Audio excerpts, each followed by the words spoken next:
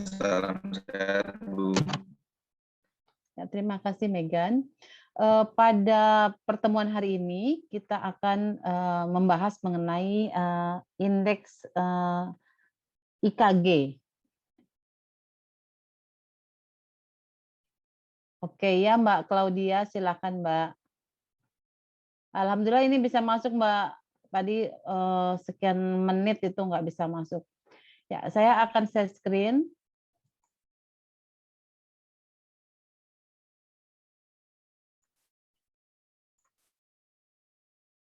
Mudah-mudahan ini sudah terlihat oleh kalian. Sudah, Bu. Ya, sebentar.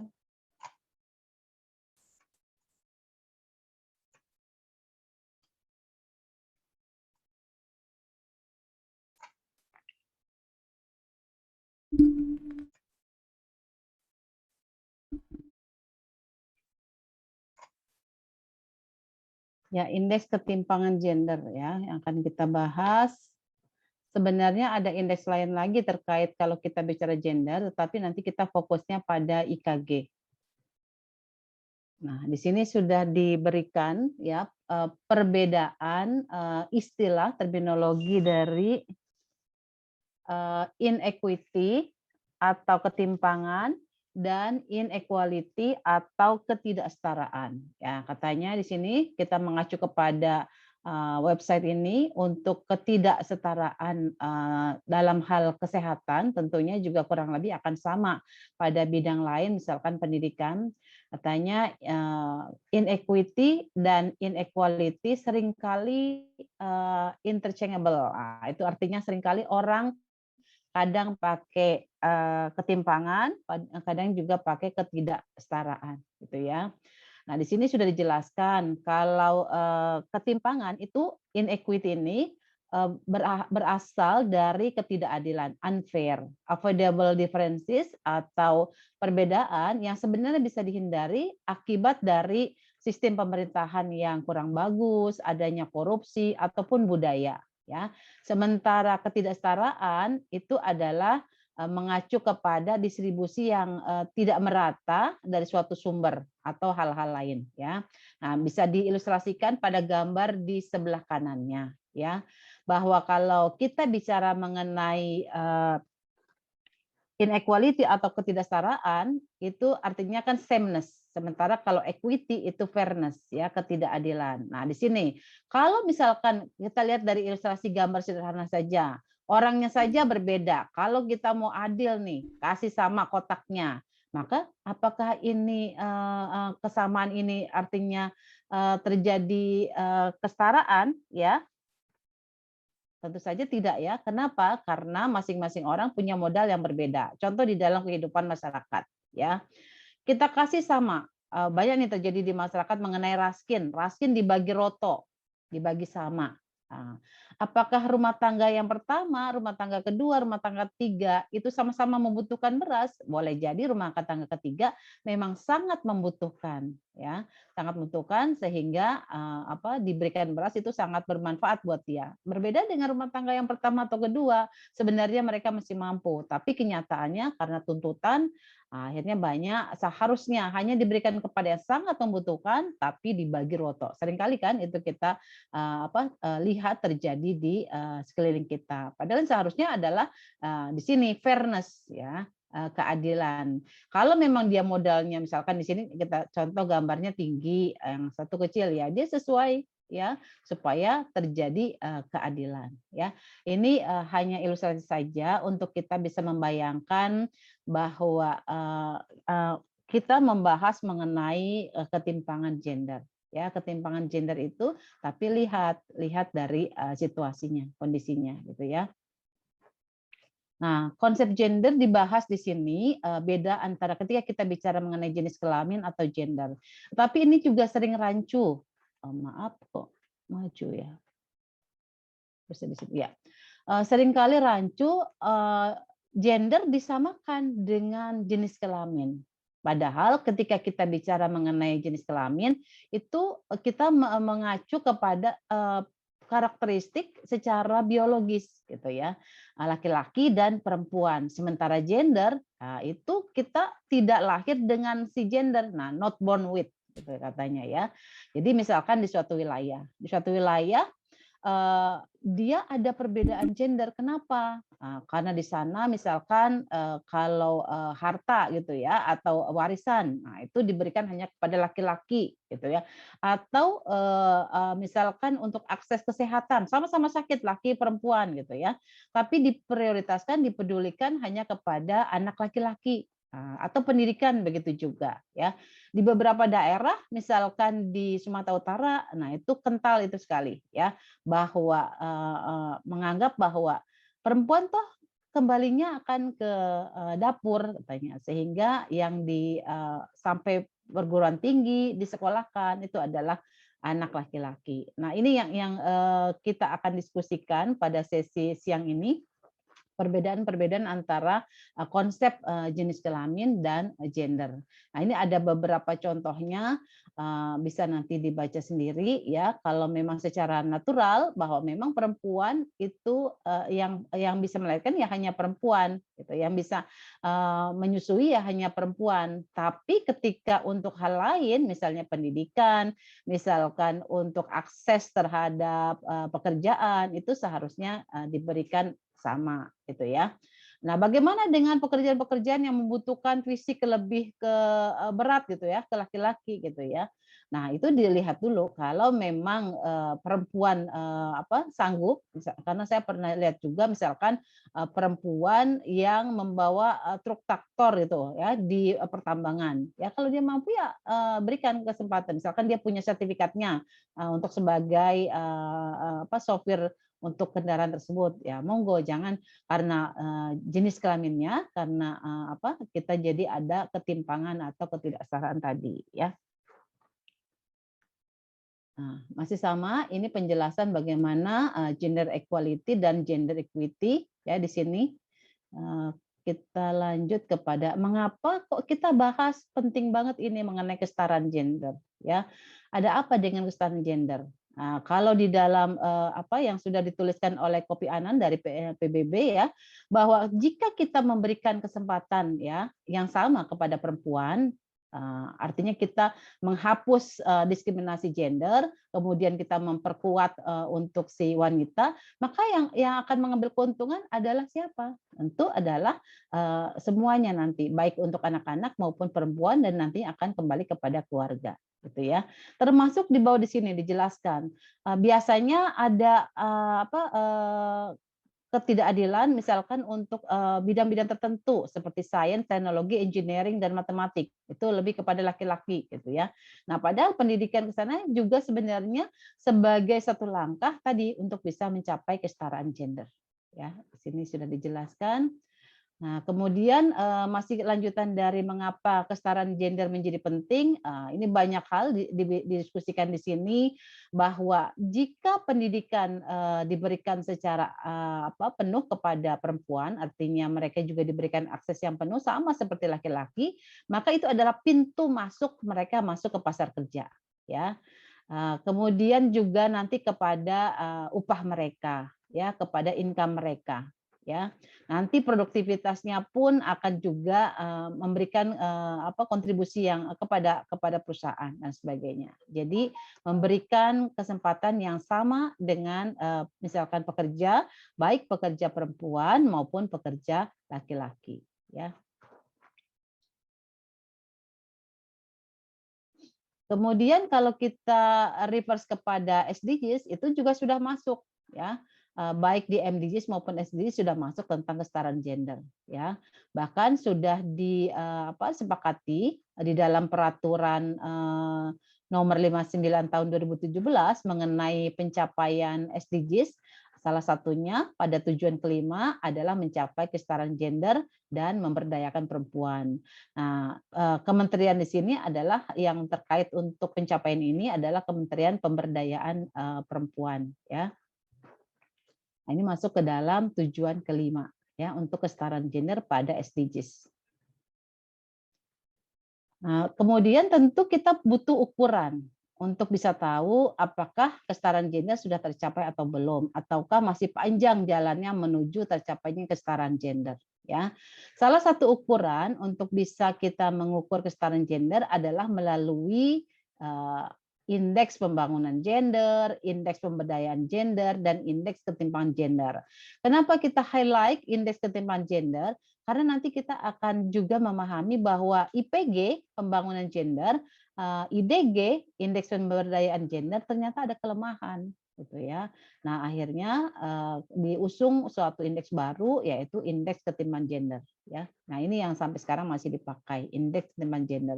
Meskipun tetap ada juga IPG ya, indeks pembangunan gender. Tapi sebenarnya dia sama-sama saja dengan IPM, cuman bedanya hitungannya adalah khusus untuk laki-laki, khusus untuk perempuan, nanti dapat IPG. Ya, nah kita akan bahas secara ringkas mengenai IPG, mengenai IDG, tapi fokus mendalam nanti hanya kepada IKG.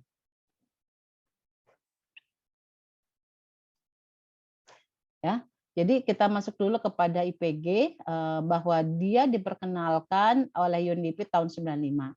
Ya, setelah sebelumnya UNDP memperkenalkan IPM. Nah, apa sih tujuan dari penyusunan IPG? Katanya untuk mengukur pencapaian kemampuan antara ketimpangan laki-laki dan perempuan. Ya, nah di sini sekarang kita lihat bagaimana komponen dari IPG ini, indeks pembangunan gender ini. Nah, kurang lebih mirip-mirip seperti IPM, yaitu dimensinya ada kesehatan, pendidikan, dan ekonomi. Lalu indikatornya adalah ini. Ya, di sini ada sumbangan pendapatan ya indikatornya. Sementara pada pendidikan sama dengan IPM yang lama yaitu angka melek huruf dan rata-rata lama sekolah. Ya. Kemudian tahun 2010 ada perubahan metode untuk penghitungan IPG ini, yaitu digunakan rasio IPM perempuan dengan IPM laki-laki. Nah, dasar inilah kemudian akhirnya kita tahu oh ternyata menghitung IPG itu sama saja dengan IPM, ya. Hitungan dari IPM, ya. IPM kan sudah diketahui bersama pada saat pertemuan kedua ya, pertemuan kedua kita sudah bahas mengenai IPM, ya. Kemudian ada perbedaannya sama mengikuti IPM ya. Ketika umur untuk kita tidak lagi menggunakan melek huruf untuk dimensi pendidikan, kita menggunakan harapan lama sekolah, maka IPG yang baru, metode baru juga sama. Jadi mengikuti dari IPM metode baru. Kemudian PNB per kapita dipakai sama karena kan tadi kita mengacu IPG ini kepada IPM, maka hitungannya sama. Cuma dia dibedakan atas laki-laki dan perempuan, ya. Nah, ini jadi dikatakan semua sama, cuman hitungannya adalah berdasarkan jenis kelamin. Itu aja prinsip yang berbeda, ya.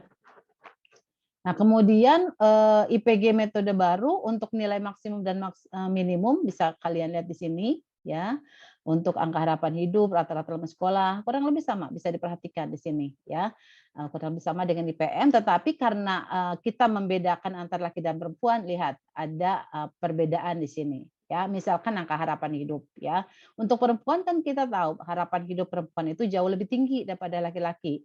Maka maksimumnya kalau perempuan 87, kalau laki-laki 82 ya. Cuma itu perbedaannya.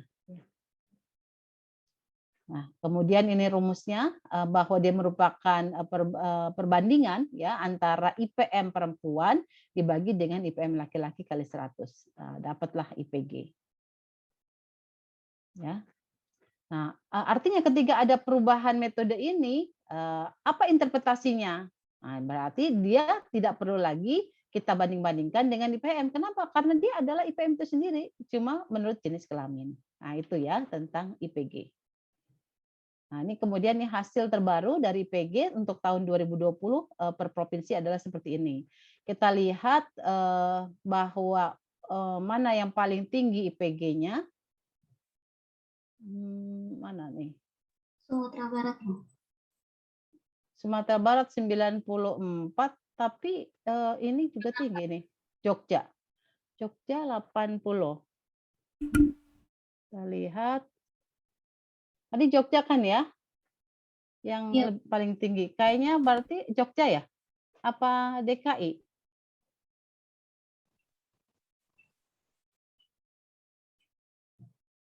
Jogja, Bu. Jogja ya. Ternyata Jogja paling tinggi, diikuti kemudian berikutnya oleh DKI ya. DKI, kemudian oleh Sumatera Barat ya. Nah, ini memang bisa dipahami kenapa kalau di Sumatera Barat berbeda dengan daerah-daerah lainnya, mereka memang banyak memprioritaskan kepada perempuan karena kan sistemnya dia adalah matrilineal ya. Jadi apa-apa itu kepada anak perempuan ya. Yang paling rendah kita lihat pembangunan untuk IPG ini mana yang paling rendah? Riau, Jambi, Riau 8814. Kemudian adakah yang lebih kecil lagi dari 88? Ada Papua, ya. Jadi Papua ini pembangunan gendernya paling rendah, ya, di Papua. Nah, selain dari tadi Riau ya, oh ada bukan Kalimantan Barat juga 86. Ada lagi, oh maaf Kalimantan Timur ternyata. Ini betul nggak ya? Tapi kalau dilihat dari tahun 2019 juga 85 Kalimantan Timur. Ada nggak orang Kalimantan Timur ini? Apa iya pembangunan perempuan di sana memang sangat jauh terkebelakang dibandingkan pembangunan untuk laki-lakinya? Ada nggak yang dari Kalimantan Timur di kelas ini? Di kelas 4 SK2? Ada Kalimantan Timur? Tidak ada. Tidak ada, Bu. Tidak ada. Ya kita lihat di sini ternyata data menunjukkan dia yang paling rendah Kalimantan Timur. Ya, meskipun kalau kita bandingkan sama provinsi lain, oh maaf Papua Barat ya 82. Ya, jadi cukup rendah juga Papua Barat, Papua, Kalimantan Timur, sama tadi Riau ya. Nah, untuk indeks pembangunan gender. Ya, nah ini kalau kalian nanti tertarik ya untuk menganalisis ini mengapa nih kita breakdown lagi masuk ke dalam indikator-indikator yang pembentuk dari IPG ini. Ini hasil IPG terbaru 2020. Nah, kita mulai masuk kepada IDG, Indeks Pemberdayaan Gender. Nah, sebelum masuk kepada IDG, pemberdayaan gender, saya tanya dulu untuk yang tadi pembangunan gender IPG, apakah ada pertanyaan? Jadi prinsipnya dia sama dengan IPM karena ngikutin metode yang terbaru, yaitu izin bertanya, Bu. Ya, silakan. Untuk angka yang dihasilkan bagaimana menginterpretasikannya ya, Bu? Interpretasinya sama seperti IPM. Statusnya semua sama ya, sama dengan karena kan hitungannya dia kan sebenarnya kalau kita kembali ke rumusnya dia kan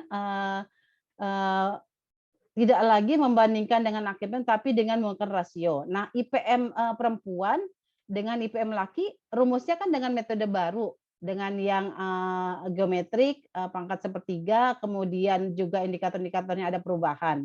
Nah, jadi angka IPM dibagi dengan IPM kali 100. Nah, dapat angka yang tadi yang 91, 90 gitu ya. Jadi sebenarnya ini adalah IPM tapi sudah merupakan perbandingan. Bagaimana interpretasinya sama dengan IPM. Ya, jadi kan IPM kan sama dia sampai 100 kan maksimum. Ya. Nah, ternyata sebentar maaf. Bukan. Bentar. Kalau IPM perempuannya iya, interpretasinya sama dengan IPM. Tapi kalau IPG-nya ketika dia jadi kan kalau kesetara adalah ketika dia nilainya 100 kan, ketika dia 1 gitu ya. Maka itu terjadi setara. Tapi kalau ini tidak sampai 100, nah ini berarti terjadi perbedaan. Perbedaan antara pembangunan perempuan dengan laki-laki. Itu interpretasinya Dina ya. Jadi yang bagus yang mana? Tentu yang angka IPG-nya tinggi menuju ke 100, itu interpretasinya. Sementara yang jelek yang bagaimana? Itu yang kurang dari 100 yang jauh seperti tadi 79 untuk Papua, 82 untuk Papua Barat. Begitu interpretasinya. Ya, maaf tadi saya langsung tidak melihat kepada formulanya. Formulanya kan tadi adalah IPM perempuan dibagi laki-laki kali 100. Kalau ini sama persis interpretasinya ya untuk IPM perempuan dan IPM laki-laki. Karena dia sebenarnya sama dengan kita menghitung IPM tetapi dia dibedakan dari jenis kelamin. Tapi kalau IPG-nya nilai bagus adalah yang 100 gitu. Tapi kalau dia kurang dari 100 jauh, nah itu artinya kondisi pembangunan antara laki-laki dan perempuan itu jauh berbeda. Begitu, Dina? Ya, ada lagi pertanyaan sebelum kita masuk ke indeks berikutnya? Indeks pemberdayaan gender. Ada lagi? Baik, kalau tidak ada kita lanjut ya. Indeks pemberdayaan gender, nah di sini sebenarnya kita ingin melihat bagaimana peran aktif perempuan dalam kehidupan ekonomi dan politik. Nah, kenapa ekonomi dan politik? Nanti kita bisa lihat dari indikatornya ya. Sini ya. Peran aktif perempuan dalam kehidupan ekonomi dan politik ya, dan juga dalam pengambilan keputusan serta penguasaan sumber daya ekonomi. Nah, ini yang kita kita cakup di dalam dimensi-dimensi pengukuran dari indeks kepemberdayaan gender atau IDG. 3 komponen yang dicakup atau 3 dimensi, keterwakilan perempuan dalam parlemen, perempuan sebagai tenaga profesional, dan sumbangan pendapatan. Ini 3 dimensinya. Nah, untuk menghitung IDG ini, kita hitung terlebih dulu yang kita sebut dengan EDEP atau Equally Distributed Equivalent Percentage, ya, yaitu indeks untuk masing-masing komponen berdasarkan persentase yang ekuivalen dengan distribusi yang merata. Kemudian masing-masing EDP ini kita bagi 50. Nilai 50 kenapa kita ambil 50? Karena dianggap kontribusi ideal, artinya 50-50 gitu ya antara laki-laki dan perempuan. Sekarang kita lihat di sini, nah ini adalah formulanya. Ya, ini adalah formulanya untuk indeks keterwakilan di parlemen. Tadi kan ada tiga dimensi kan. Nah, di sini 3 dimensi, yaitu keterwakilan perempuan dalam parlemen, perempuan sebagai tenaga profesional. Dari mana taunya tenaga profesional, manajer, administrasi, dan teknisi? Ini dari klasifikasi tenaga kerja kayak dari BPS. Itu kan ada kode-kodenya. Nanti bisa kita tahu seberapa banyak yang bekerja sebagai profesional ya, dokter, kemudian guru dan sebagainya, manajer, administrasi dan teknisi. Lalu dimensi ketiga adalah sumbangan pendapatan. Nah, ini tadi adalah rumusnya untuk ini indeks keterwakilan di parlemen adalah seperti ini. Kemudian indeks pengambilan keputusan adalah ini ya. Kita lihat formulanya di sini proporsi penduduk perempuan PM-nya ya adalah proporsi penduduk laki-laki, M-nya itu male, F-nya itu female gitu ya. Nah, ini adalah formulanya. Lalu indeks yang ketiga tadi kan dari jenis pekerjaan KBJI ya, tadi dari profesional, teknisi dan sebagainya itu dari sini ya. Dari data Susenas. Kemudian indeks yang ketiga dari indeks distribusi pendapatan. Nah, ini kita menggunakan formulanya pakai formula yang IPM. Nilai minimum maksimumnya adalah ini. Ya. Tapi sebelum itu kita lihat dulu rasio upah. Ya, rasio upah untuk buruh non pertanian dibagi terhadap upah buruh non pertanian. Ya. Tapi untuk laki-laki dan perempuan. Lalu rata-rata upahnya bagaimana? Sama untuk laki-laki dan perempuan. Sehingga nanti kita peroleh rasio terhadap rata-rata upah. Ya, nanti ini kita peroleh. Ya, baru nanti kita masuk kepada sumbangan pendapatan. Sehingga nilainya yang kita akan dapat nantinya adalah proporsi sumbangan pendapatan. Jadi sumbangan pendapatan di sini laki-laki atau perempuan. Jadi M-nya di sini adalah male, ya. Ini kan I ini, I bisa laki-laki, bisa perempuan di sini. Jadi kita hitung keduanya, baik untuk laki-laki dan untuk perempuan. Baru kita masuk pakai EDP tadi. Formulanya adalah ini, ya. Nah, kenapa kita pakai 732,72? Ini adalah kesepakatan tadi dari yang kita sudah pakai di sini. Nilai maksimumnya 732, sekian. Ya, ini sudah didapat nilai indeks untuk distribusi pendapatan. Nah, kemudian kita peroleh agregasinya, yaitu indeks pemberdayaan gendernya, kita pakai rumusnya masih pakai aritmetik. Ya, memang ada kelemahan di sini, yaitu karena dimensi yang satu bisa saja menutup dari dimensi lain yang rendah. Kalau satu dimensi lainnya adalah tinggi. Nah, ini untuk rumus IDG.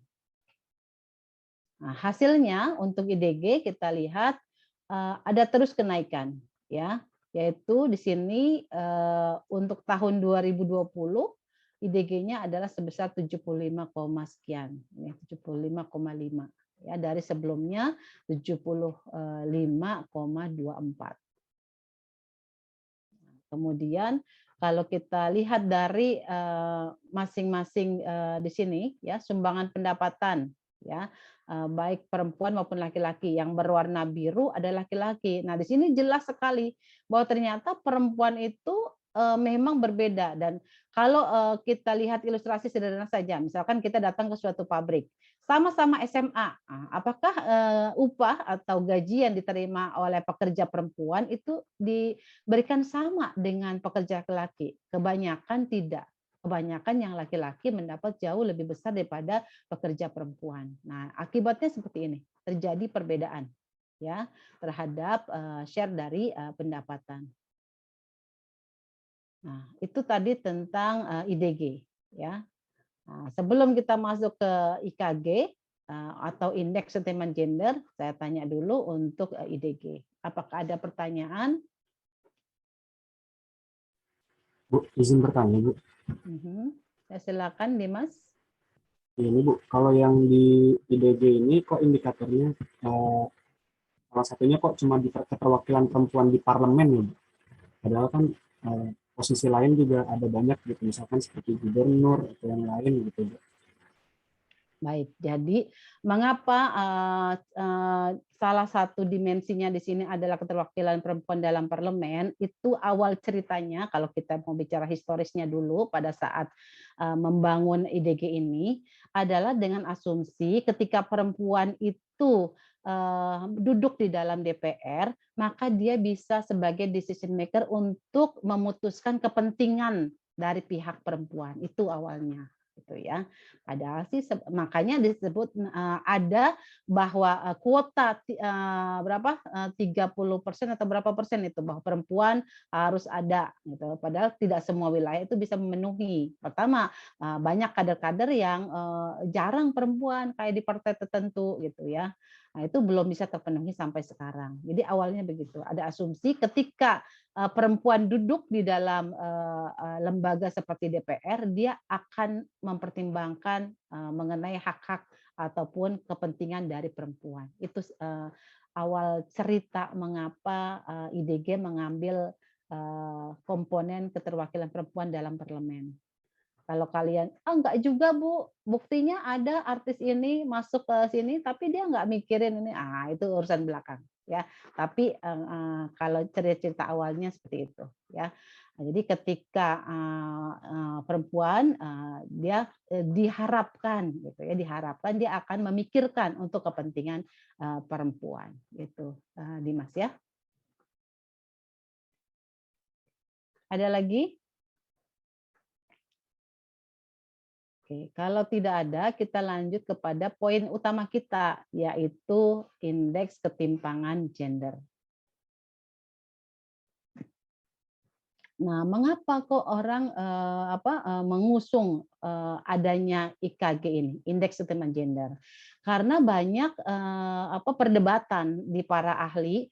Kayaknya IPG tidak tepat deh mengukur mengenai kepentingan untuk gender, gitu ya. Begitu pula IDG. Jadi banyak kritikan-kritikan. Nah, akhirnya UNDP tahun 2010 menyempurnakan ini dengan memperkenalkan satu ukuran baru yang disebut dengan indeks ketimpangan gender. Ya, itu kenapa ini muncul hitungan indeks baru ini. Nah, sekarang kita lihat mengapa dikritik orang tentang IPG. Sebenarnya tadi sudah kita bahas ya, kurang lebih beberapa, bahwa misalkan angka harapan hidup, ya itu memang secara natural kalau perempuan dia umur hidupnya lebih panjang dibandingkan laki-laki. Dan ini kita juga sudah bahas karena memang laki-laki banyak bekerja misalkan di lapangan atau di pertambangan, sehingga risiko kematian mereka juga tinggi. Nah, artinya ini dianggap tidak fair gitu, tidak tidak tidak adil rasanya gitu ya ini. Kemudian tentang pendapatan ya. Juga bahwa memang perempuan itu jauh lebih rendah dari IPM laki-laki. Jadi mau apa ya memang susah gitu ya. Nah, makanya banyak kritikan. Ini kelemahan dari PG. Kemudian juga kita mau lihat tadi pendapatan susah, apalagi kayak Indonesia. Kita nggak ada tuh data mengenai pendapatan. Sehingga ini agak sulit ngitung IPG-nya. Nah, ini kelemahan-kelemahan dari IPG. Nah, kemudian bagaimana dengan IDG? Nah, tadi kan dia pakai sama tuh bobotnya. Padahal bisa jadi misalkan di suatu wilayah ya, dia komponen yang satu kepentingannya lebih tinggi dibanding komponen lainnya. Itu terkait dengan bobot. Lalu juga pada wilayah urban ya, kayaknya kok beda dengan kalau kita hitung untuk yang wilayah yang rural. Itu menurut pendapatnya Claassen. Jadi kayaknya kok IDG ini nggak cocok untuk negara-negara berkembang, cocoknya hanya untuk negara maju. Nah, akhirnya ini dikritik gitu ya. Kemudian juga dianggap bahwa IDG ini gagal mengukur kekuatan perempuan, khususnya pada domestik. Kenapa? Lihat tadi pada pada komponennya. Kan IDG ada keterwakilan di dalam parlemen. Kok kayaknya itu cuma level-level di atas gitu, nggak menyangkut yang di bawah. Padahal kan kita kalau mau melihat ketimpangan itu, lihat nggak perempuan itu punya power nggak di dalam memutuskan di rumah tangga. Jadi IDG ini dianggap belum merefleksikan dengan tepat. Nah itu kelemahan dari IDG. Sekarang kita masuk kepada IKG. Nah, menurut UNDP, IKG ini menggambarkan deprivasi pembangunan manusia sebagai dampak dari ketimpangan capaian pembangunan antara laki-laki dan perempuan. Nah, sebelumnya pada pertemuan 1 kita sudah bahas tuh indikator input, proses, output, outcome. Jadi diharapkan IKG ini memang dia merefleksikan hasil dari pembangunan. Apakah perempuan mendapatkan ini yang sama dari pembangunan? Jadi sama-sama dibangun sekolah, tapi bagaimana kalau untuk perempuan bisa nggak menikmati? Laki-laki bisa nggak menikmati? Ada nggak perbedaan di antara mereka? Itu, ya. Nah, ukuran IKG ini punya kekhasan, yaitu pada dimensi kesehatan reproduksi. Nah, kenapa? Karena memang untuk dimensi ini perempuan perlu kita prioritaskan, ya. Nanti kita lihat pada indikatornya. Jadi memang ada bedanya dibanding indeks-indeks yang tadi sebelumnya. Di IKG ini ada satu dimensi yang kita sebut dengan kesehatan reproduksi. Nah, IKG ini tidak menggunakan seperti indikator sebelumnya mengenai pendapatan. Nah, kenapa? Karena datanya susah, itu salah satunya. Ya. Kemudian juga di dalam agregasinya, ya, di dalam agregasinya juga nanti agak berbeda. Nah, di sini ya. Pada penghitungan IKG, indikator kesehatan tidak berlaku pada gender laki-laki. Kenapa? Tadi karena ada kesehatan reproduksi itu hanya kepada perempuan. Nah, di sini untuk IKG, tapi ini yang versi UNDP, ya versinya UNDP. Di mana untuk dimensi kesehatan indikatornya adalah kematian ibu, angka fertilitas remaja, ya. Lalu nanti bisa menghasilkan namanya kita sebut dengan indeks kesehatan reproduksi. Lalu dimensi yang kedua pemberdayaan, ya persentase penduduk laki-laki dan perempuan yang minimal pendidikannya adalah SMP, ya. Kemudian persentase laki-laki dan perempuan yang duduk di parlemen. Baru terakhir kita lihat pada dimensi tenaga kerja. Ini adalah yang diusung oleh UNDP. Nah, kemudian kita lihat di sini ya. Kita lihat indikator yang dari UNDP. Kalau tadi kan dimensinya ya. Kita lihat untuk yang MMR banyaknya kematian perempuan yang disebabkan karena kehamilan atau pengelolaannya dan bukan oleh sebab-sebab lain. Ini indikatornya adalah MMR.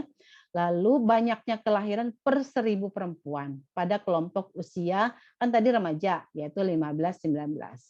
Lalu pemberdayaan ini kemudian TPAK-nya di sini ya untuk yang angkatan kerja. Jadi ini yang versinya UNDP. Nah, ini adalah gambaran mengapa indikator-indikator tersebut menjadi penting ya, yang nantinya dipakai untuk mengukur tadi indeks ketimpangan gender atau Gender Inequality Index. Nah, kita kan BPS mengukur sendiri, beda sama yang diusung oleh UNDP. Apa sih perbedaan yang hitungan kita dengan yang UNDP? Yang pertama dari sisi indikator kesehatan reproduksi itu berbeda. Ya, kalau kita menggunakan proxy, yaitu proporsi persalinan yang tidak ditolong oleh tenaga kesehatan. Ya, kemudian untuk indikator pemberdayaan, ya. Di sini kita menggunakan tingkat pendidikan minimal SMP sebagai batasan dalam pemberdayaan bidang pendidikan. Sementara kita kalau di UNDP pakai SMP, kalau kita pakai SMA. Ya. Nah, kenapa kita berbeda? Nah, sini dijelaskan. Karena kalau kita mengikuti yang UNDP, tidak semua dari indikator tersebut tersedia. Ya. Jadi kita ada modifikasi sedikit ya. Angka kematian ibu kita pakai proxy kan tadi, yaitu dari sisi risiko. Kalau dia ditolong kelahirannya bukan pakai nakes tenaga kesehatan, kemungkinan kan probability untuk lancar persalinan dan sebagainya itu agak lebih kecil dibandingkan kalau ditangani oleh tenaga kesehatan ya. Nah, begitu pula kenapa kita pakai angka fertilitas remaja dengan proxy, yaitu persentase perempuan yang melahirkan kurang dari usia 20 tahun. Jadi kita ada 2 proxy di sini untuk yang dimensi kesehatan reproduksi. Nah, ini dia untuk 3 dimensi kita indikatornya yang hitungan untuk BPS. Ya, jadi kita SMA, kalau yang UNDP tadi SMP. Nah, kemudian sama, ini mekanisme bagaimana indikator-indikator ini bisa menjelaskan mengenai ketimpangan gender. Ya. Nah, ini adalah formulanya. Nah, itu penjelasan, ini tahap penghitungannya. Ya, pertama kita pengolahan data sehingga diperoleh angka, ya, di mana semua indikator tadi kan indikatornya ada berapa tuh? 1, 2. Dimensi pertama ada 2 indikator. Kemudian pendidikan ada 1 dan untuk yang berapa? 1, 2, 3, 4 ya, 4 indikator. Ya. Semua indikator komponen indeks ketimpangan gender ini dibuat indeks dengan nilainya antara 0 dan 1 ya. Nah, nilai minimum dan maksimumnya diatur di sini sebagai dampak dari penggunaan pakai rata-rata geometrik ya. Dan khusus untuk keterwakilan perempuan dalam parlemen ya, kalau ada wilayah yang nilainya 0, artinya dia nggak ada perempuan yang mewakili, maka kita nggak bisa pakai 0, nanti susah ngitungnya. Kita pakai nilai minimumnya adalah 0,01%. Ini ya, ini untuk tahap pertama. Tahap berikutnya agregasi ya. Agregasi di sini adalah kita melakukan agregasi untuk jenis kelamin pakai metode agregasinya adalah geometris ya.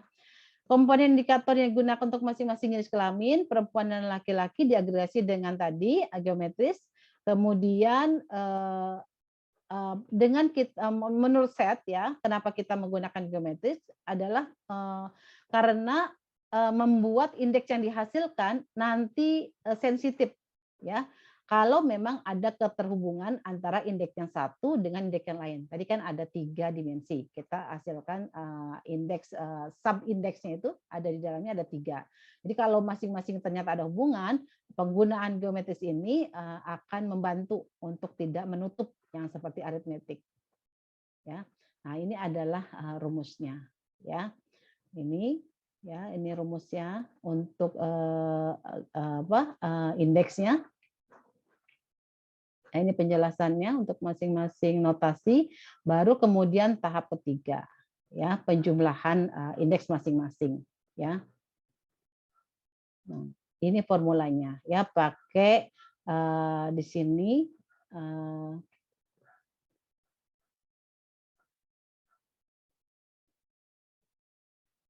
ya, mana tadi?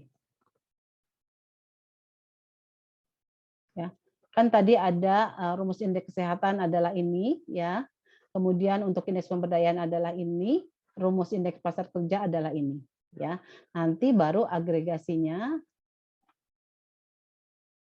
penjumlahannya terakhir, nah, baru ini, ya, untuk IKG-nya, ya. Sama seperti yang IPM kita pangkat sepertiga, ya, dari 3 indeks yang dihasilkan.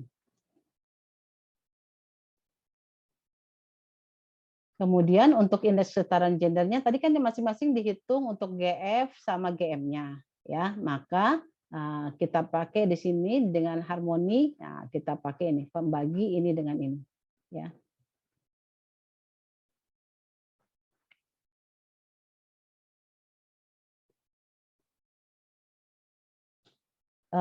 Kalau nilainya IKG itu 0, apa artinya? Artinya kesetaraan gender yang sempurna. Nah, artinya bagus ini, ya. Kalau dia nilai IKG-nya 1, nah ini adalah kesenjangan gender. Nah, ini adalah kondisi yang tidak bagus. Nah, kita lihat nanti berapa nilai IKG yang terakhir yang dimiliki untuk negara kita. Ya, kita lihat di sini. Nah, di sini ya nilainya Indonesia di sini adalah 0,451 ya, 0,451, tapi ini yang versi hitungan UNDP. Jadi indikatornya ingat tadi dia berbeda dengan yang versinya hitungan dari BPS ya di sini ya. Di sini dia SMP indikator untuk pendidikan. Kalau tadi BPS kan SMA. Nah, ini juga masih UNDP ya.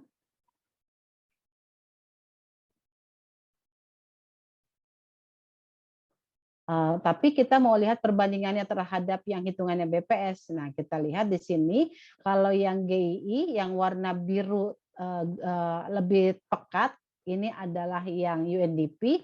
Kalau yang birunya lebih soft, itu adalah yang versinya BPS. Kita lihat di sini ketimpangan gender yang versi BPS ini menunjukkan hasil yang terus-menerus terjadi penurunan. Artinya dia mendekati kepada nilai 0 ya. Kan kalau nilai 0 tadi bagus kita sudah bicarakan ya. Berbeda dengan yang versinya UNDP. Nah, ini kita lihat entar naik, entar turun, meskipun di sini turun tapi belum seperti yang IKG-nya yang versinya BPS. Kalau ini kan dia sudah bagus ini. Smooth ya, terus-menerus menurun gitu ya. Nah, ini adalah yang IKG-nya versinya BPS ya. Ternyata pada tahun 2019 kita 0,4 ya. Nah, padahal kalau yang bagus itu kan tadi dia adalah kesetaraan sekali gitu ya pada semua bidang itu 0. Nah, tapi kita belum mencapai. Kita masih 0,421 ya. Masih cukup panjang perjalanan mau menuju 0 di sini. Tapi kalau kita lihat dari trennya, ini terus terjadi penurunan. Nah, ini terus terjadi penurunan bagus ya. Artinya menunjukkan pembangunan-pembangunan bisa diakses, bisa diterima oleh perempuan, ya, bisa mereka menikmati. Nah, kemudian kalau kita lihat per provinsi, nah, coba lihat untuk tahun 2019 yang berwarna biru muda, mana yang paling bagus nilai tentang kesetaraan? Kalau ketimpangan gendernya paling jelek di mana nih?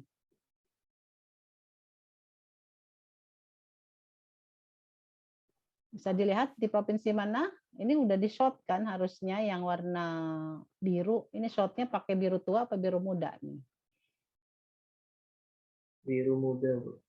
Kayaknya biru muda ya. Berarti yang paling tinggi adalah NTB ya. Ya, Bu. Ketimpangan gendernya terjadi di NTB ya, pada 3 dimensi tadi ya. Kesehatan reproduksi, kemudian tadi pendidikan, dan juga dari sisi TPAK. Dan kayaknya ini relevan sekali karena kita tahu kematian ibu itu memang banyak sekali terjadi di NTB ya. Ini kayaknya hasilnya memang relevan dengan kondisi realnya ya. Lalu juga tentang pendidikan, NTB setahu saya juga banyak perempuan-perempuan yang mengalami halangan ya untuk pendidikan karena apa? Karena prioritasnya kepada laki-laki. Dianggap adalah nanti perempuan larinya ke sumur, dapur, jadi kurang diberikan akses untuk mendapat pendidikan yang lebih maju. Nah, kemudian antar kabupaten bisa dilihat di sini ya.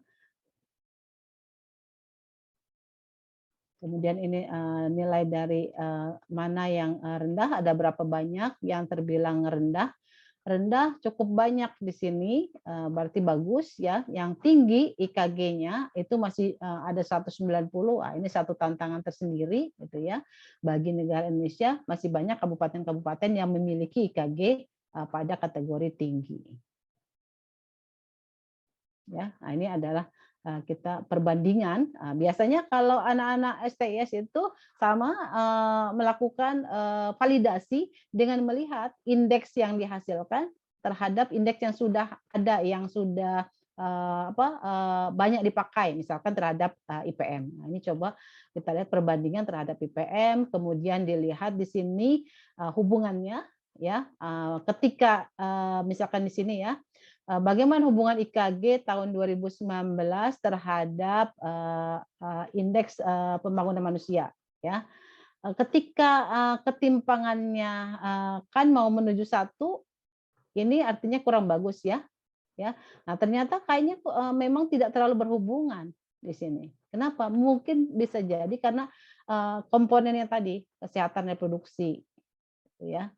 Padahal IPM itu kan hanya melihat dari kesehatan, pendidikan, dan kemampuan daya beli. Nah, saya rasa itu terkait dengan ketimpangan gender. Jadi mengapa perlu kita bahas ketimpangan gender? Ya, salah satunya adalah karena di Indonesia itu kalau kita bicara beberapa misalkan seperti patrineal, itu ada stereotype ya, misalkan bahwa laki-laki perlu lebih diprioritaskan dibandingkan dengan perempuan. Apakah di keluarga kalian atau di wilayah kalian juga terjadi hal seperti itu? Nah, kalau kakak tingkat kalian tahun kemarin ada yang cerita, dia cerita real story bahwa di keluarganya itu dia kan anak perempuan. Kalau untuk kuliah yang berbiaya, artinya yang membutuhkan ada pembiayaan, nah itu diberikan kepada laki-laki. Sehingga dia berusaha untuk tetap bisa sekolah, tapi cari yang ikatan dinas. Gitu. Nah, kalian di wilayah kalian apakah masih terjadi tadi ketidaksetaraan gender pada berbagai bidang? Monggo, adakah yang ingin share cerita?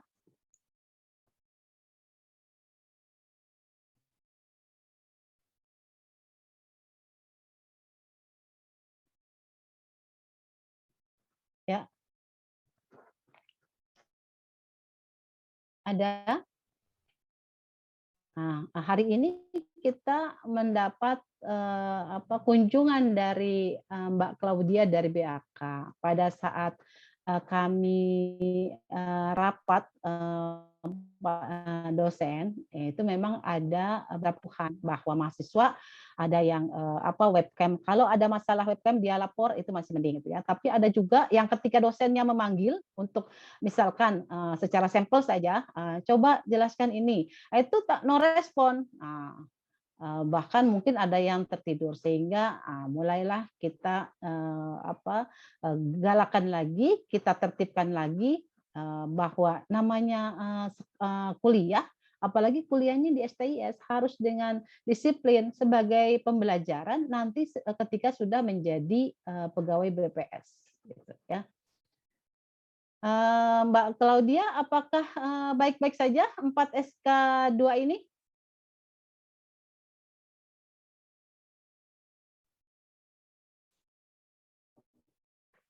Sudah keluar sepertinya, Bu. Sudah keluar ya, baik ya. Mudah-mudahan catatannya baik karena saya tidak mau mendengar laporan yang aneh-aneh tentang kelas ini ya. Saya berharap saat pengawasan tadi kalian semuanya fine-fine. Jumlah rasanya sudah, kemudian webcamnya juga sudah oke. Terus materi yang kita bahas, kenapa nih sebentar saya baca, kenapa? Webcam oke, ya. Ya ada yang direct message ke saya, ya oke, enggak apa-apa, oke ya. Jadi kalau pada dasarnya saya sih tidak terlalu strict ya, tetapi tentu saya berharap kalian itu memahami materi yang diberikan. Kenapa? Karena ketika kalian nanti bekerja, misalkan ada pengukuran mengenai indeks ketimpangan gender, ya kalian harus paham, dianggapnya udah dipelajari di saat kuliah gitu ya. Atau ini bisa menjadi satu ide, oh saya ingin menyusun skripsi saya tentang gender juga, tapi saya menyerotinnya dari dimensi ini. Atau saya mengganti metode agregasinya dengan yang lain, atau saya pakai teknik analisis tertentu gitu. Ya, jadi banyak hal. Seperti pada tahun ini kan STS menyelenggarakan ICD SOS ya, Conference Internasional pertama. Kebetulan saya, Pak Anang, dan Pak Aska menjadi editor. Sehingga kami punya kesempatan untuk melihat yang masuk-masuk itu. Paper-paper yang masuk, kemudian baru kami mengalokasikan kepada reviewer-reviewer. Nah, salah satu yang semalam saya lihat adalah menggunakan indeks pakai AHP. Ya, pembobotannya pakai analytic hierarchical process. Dan saya baru baca papernya, oh ternyata bukan hanya untuk ini ya, terkait dengan sumber daya manusia bisa juga dibikin indeksnya. Ya, ternyata staf itu berasal dari biro kepegawaian. Ya, jadi ternyata sangat luas sekali penggunaan indeks ini bisa dipakai. Meskipun di awal-awal kita sempat ya diskusi bahwa ada pro kontra. Ada yang setuju suatu permasalahan dibuat indeks, tapi ada juga yang menganggap itu terlalu menyederhanakan gitu ya. Tapi sejauh ini saya lihat berbagai KL, kementerian dan lembaga banyak juga tetap masih menggunakan indeks. Sebagai contoh untuk besok dan Jumat itu semua kelas saya pindahkan ke minggu-minggu depan. Kenapa? Karena saya dan Pak Made diminta untuk ikut dalam workshop penyusunan Indeks Demokrasi Indonesia ID bersama dengan begitu lihat undangannya, wah ini major pokoknya dari polisi-polisi lah gitu ya, dari polisi, dari kejaksaan. Jadi alhamdulillah STS sudah dipandang bisa memberi kontribusi. Nah akhirnya karena untuk kepentingan BPS, meskipun saya nanti akan repot mencari celah bagaimana di minggu ke depan untuk bisa mendapatkan kelas, biasanya agak udah mulai sulit kalau menjelang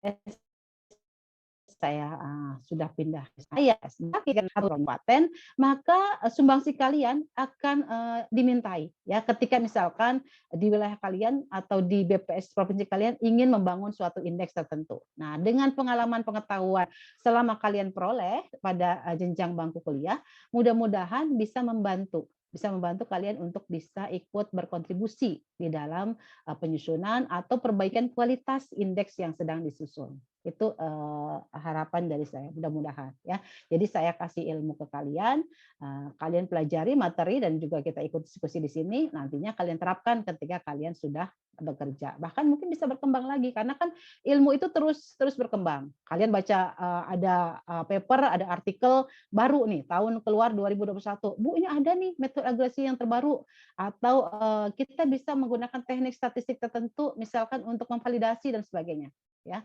Jadi sangat dimungkinkan sekali karena ilmu pengetahuan itu bersifat dinamis ya, terus berkembang ya. Kira-kira ada pertanyaan? Tadi saya minta dulu, ada nggak yang ingin share cerita bahwa di daerah kalian tuh benar-benar terlihat tentang ketidaksetaraan gender, entah dalam kesehatan ataupun pendidikan ataupun power ya di dalam rumah tangga. Ya, sama sekali perempuan misalkan tidak diberi kebebasan untuk memberi keputusan. Ada? Di sini ada 38.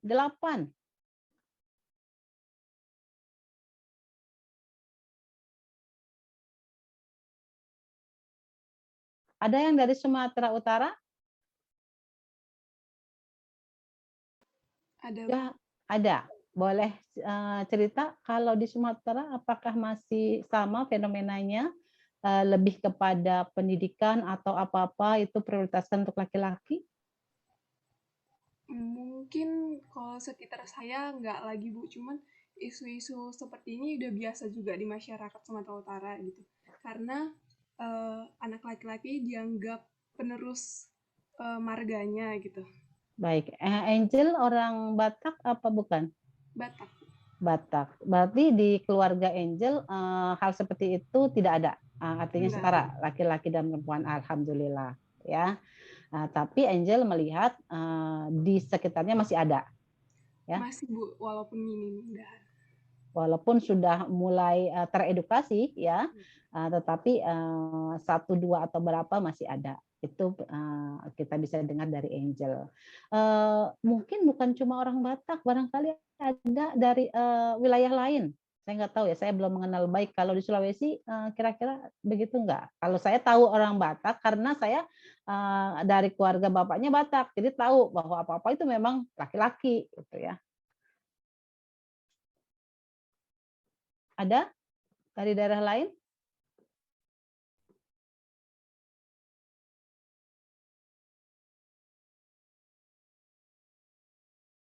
Oke, tampaknya siang ini sunyi senyap, belum ada yang ingin cerita, enggak apa-apa ya.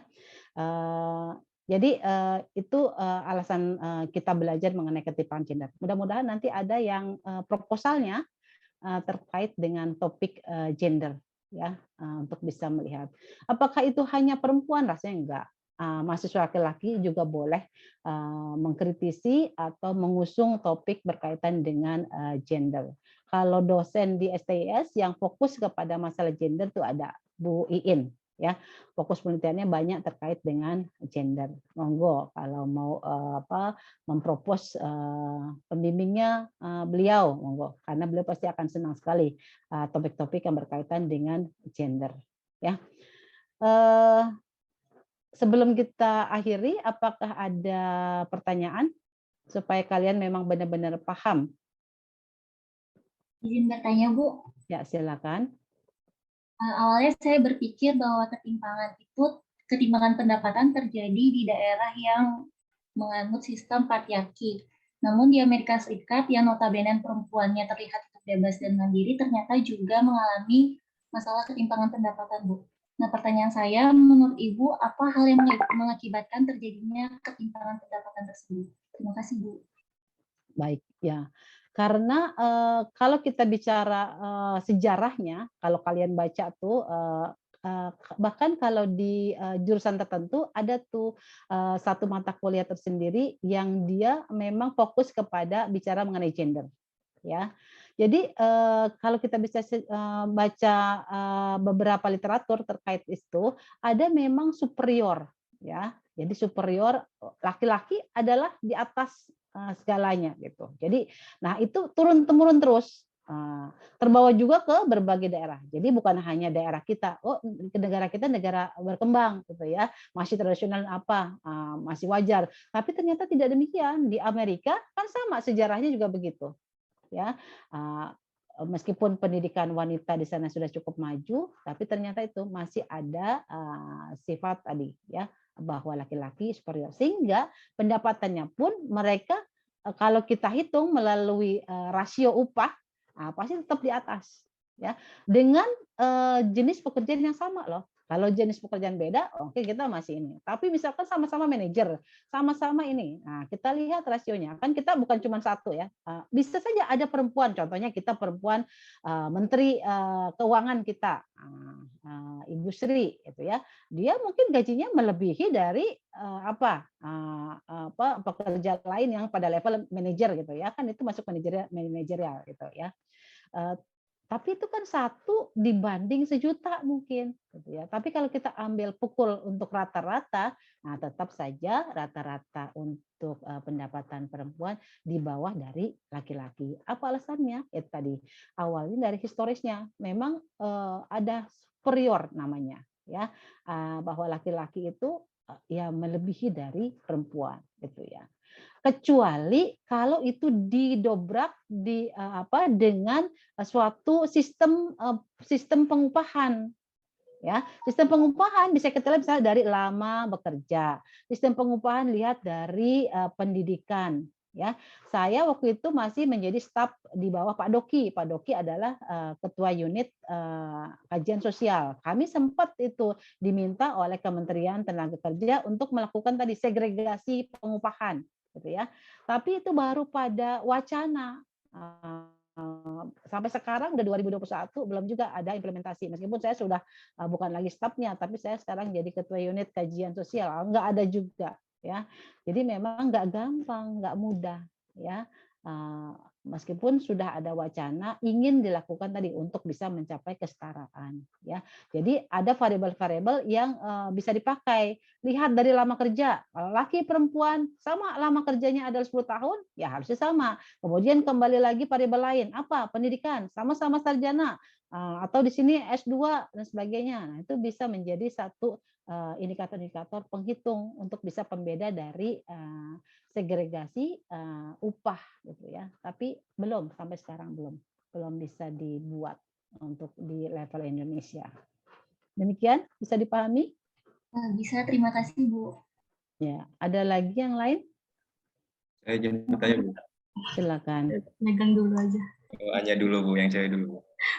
Nggak apa-apa, megang dulu aja. Megan, lalu Pataya. Oke, baik. Makasih Anya. Oke, saya izin bertanya, Bu. Mungkin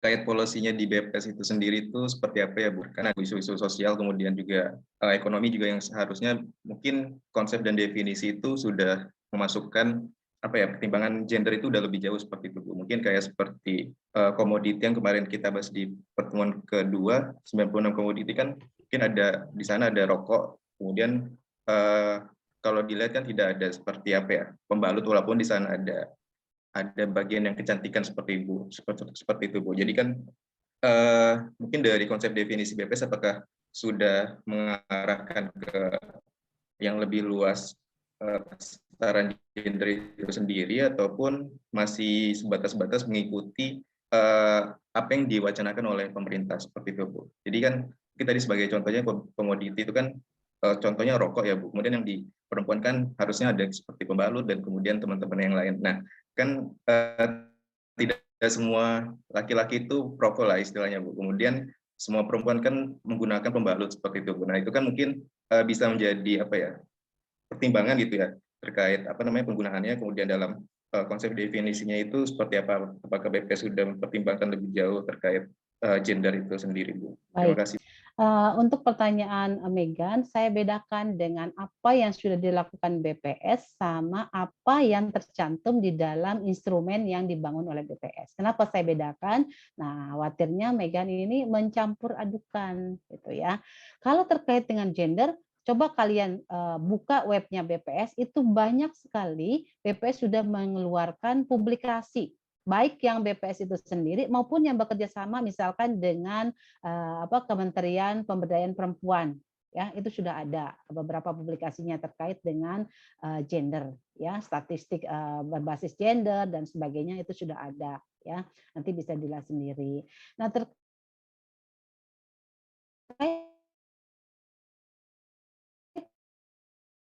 dengan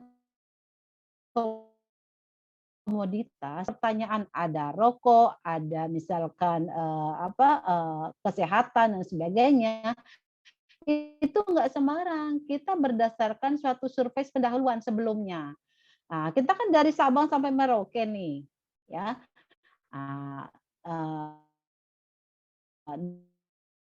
Di situ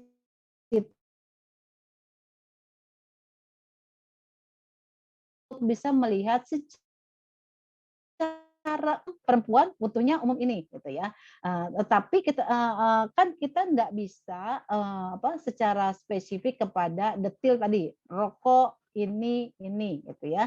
Sementara dilihat dari persentase kebutuhan, misalkan dia pendapatannya atau pengeluarannya itu 1 juta. Nah, berapa untuk yang tadi rokok? Berapa yang untuk tadi pembalut? Ternyata diketahui bahwa rokok itu memakan porsi yang cukup besar, makanya ditanyakan di situ, masuklah sebagai item komoditi. Sementara, nah ini adalah satu bukti juga bahwa masih terjadi kebutuhan perempuan tidak menjadi fokus di dalam rumah tangga, gitu ya. Padahal tadi kalau bagi kita yang orang sudah menganggap penting kesehatan, perempuan itu harus diberi pembalut, gitu ya. Jangan dia sembarangan misalkan pakai kain atau apa yang nanti kurang higienis dan sebagainya. Bahkan kalau mau bicara kesehatan yang benar-benar, berhati-hati juga terhadap pembeli pembalut tertentu karena ada yang berasal dari daur ulang dan sebagainya. Itu kalau bicara ini. Jadi hati-hati di dalam komoditas itu kita ada jadi kita nggak bisa sembarangan misalnya mengganti ini. Itu berdasarkan ada survei pendahuluan, ya. Bahkan kita pernah merubah tuh di tahun berapa. Dulu hanya sekian item, tapi udah ada perubahan pola behavior orang, ya. Ternyata orang tidak lagi mengkonsumsi ini. Nah, itu mulai ada. Jadi untuk mengganti item-item tersebut perlu ada kajian, perlu ada survei yang di beberapa tempat sehingga bisa dipakai diimplementasikan di seluruh wilayah. Demikian Megan, ya. Tadi siapa berikutnya? Izin bertanya, Bu. Ini saya nanyanya karena penasaran aja ya, Bu. Jadi gini, Bu, kan di zaman sekarang ini kayak banyak banget orang yang kayak istilahnya mendefinisikan diri mereka sebagai satu gender, tapi secara biologis mereka itu berbeda gendernya gitu, Bu. Misalnya kayak ada laki-laki yang mendefinisikan diri mereka itu perempuan, walaupun secara fisik mereka itu laki-laki. Nah, yang pertanyaan saya itu, apakah indeks ketimpangan gender di Indonesia itu mencakup golongan mereka juga, Bu, yang gender transpuan atau transmen, atau masih terpaku pada KTP yang kayak kalau misalnya dia lahirnya laki-laki berarti dia laki-laki gitu, kalau dia lahirnya perempuan gitu. Terima kasih, Bu. Ya, kalau hanya lihat pada indikator yang kita pakai di dalam indeks ketimpangan gender, ada nggak indikator yang menyentuh apa yang Anya tanyakan? Ya, dari situ Anya bisa menjawab pertanyaan Anya sendiri, ya. Bahwa kita di situ kan tadi ada mengenai persentase yang sekolah SMA, gitu ya. Sama sekali nggak bicara mengenai tadi, ya, bahwa sebenarnya dia tubuhnya perempuan tapi mengakunya pada laki-laki. Jadi memang boleh jadi ini bisa menjadi satu gap atau satu keterbatasan dari IKG. Kita belum masuk ke sana. Bahkan misalkan tadi yang pada indeks yang lain pada keterwakilan di parlemen, saya yakin misalkan ada dia sebenarnya transgender gitu ya, tapi dia masuk mewakili kepentingan untuk perempuan. mungkin akan menjadi ramai di sebagai anggota DPR di situ. Mungkin di media akan ramai, ketua DPR-nya akan disomasi, akan diprotes dan sebagainya. Jadi belum sampai ke sana. Jadi benar-benar real kepada indikator yang saat ini tadi sudah kita pelajari, yaitu pada 3 dimensi itu. Begitu aja. Terima kasih, Bu. Ya, ada lagi yang lain?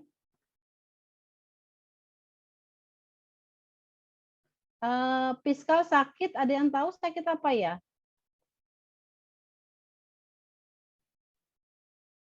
Kemarin itu ngabarin nggak enak badan aja, Bu. Nggak enak badan. Oke, kita doakan mudah-mudahan Fiskal bisa cepat sembuh ya, bisa cepat sembuh. Cuman nanti bagaimana dengan ininya ya, responsif PJJ-nya gitu ya. Kalau saya sih tidak masalah gitu ya. Dia mengirimkan responsif PJJ sehingga tetap dihitung sebagai masuk kuliah gitu ya, meskipun di kelas ini tidak hadir. Tetapi tidak bisa terus-menerus seperti itu. Kalau saya strict, kalau sekali dipermainkan, saya toleran, tetapi ketika saya dipermainkan misalkan ya berbohong gitu ya, bisa lebih kejam nanti saya. Itu hati-hati gitu ya. Tapi saya insya Allah saya mentolerir. Kalau memang benar-benar sakit, tidak apa-apa. Saya oke saja dia mengirimkan responsif PJJ. Jadi bisa disampaikan Megan kepada fiskalnya, saya tidak apa-apa. Yang penting dia jujur. Ya, berupaya untuk juga cepat sembuh supaya bisa berikutnya bisa kembali masuk ke sesi kelas. Ya. Yang lain ada pertanyaan?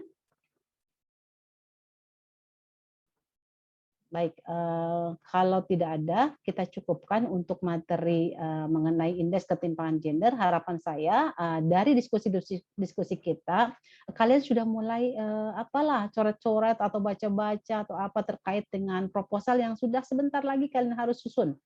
Ya, barangkali kalian punya ide, oh saya mau ini aja, itu sudah mulai ya.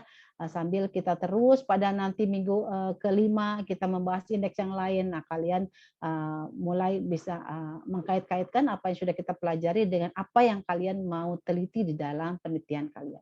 Ya, itu saja. Saya akhiri dengan ucapan alhamdulillah dengan tetap berpesan untuk jaga kesehatan selalu, karena pada apel sebelum ini sudah diingatkan mungkin kemungkinan bahwa pada semester berikutnya kita bisa offline. Ya, senang kan? Sudah pada kangen, pada rindu colek-colekan, bercanda di kelas dan sebagainya. Ya, sudah kangen masakan belakang kebun sayur dan sebagainya di dekat STIS. Mudah-mudahan insya Allah ya, mudah-mudahan rencananya bisa terjadi. Jadi itu pesan saya, jaga kesehatan. Ketika saatnya tiba kalian untuk kembali ke Otista, maka kalian dalam kondisi sehat dan bisa segera berkumpul bersama. Ya, saya akhiri dengan ucapan alhamdulillah. Wassalamualaikum warahmatullahi wabarakatuh. Waalaikumsalam. Terima kasih, Bu. Terima kasih, Bu. Ya, izin live ya. Loh, kok offline sih? Ngarang. Parah. Puan Mahabrata kan? Apa? Puan Mahabrata. Kecengingusan sendiri. Udah lah ya. Ada yang di chat Bu Claudia nggak sih? Nggak ada kayaknya. Di chat nggak sih? Enggak lah, ngapain di chat aku? Aku mah maunya di chat doi, kalau yang lain nggak mau. Ya, udah nikah dia.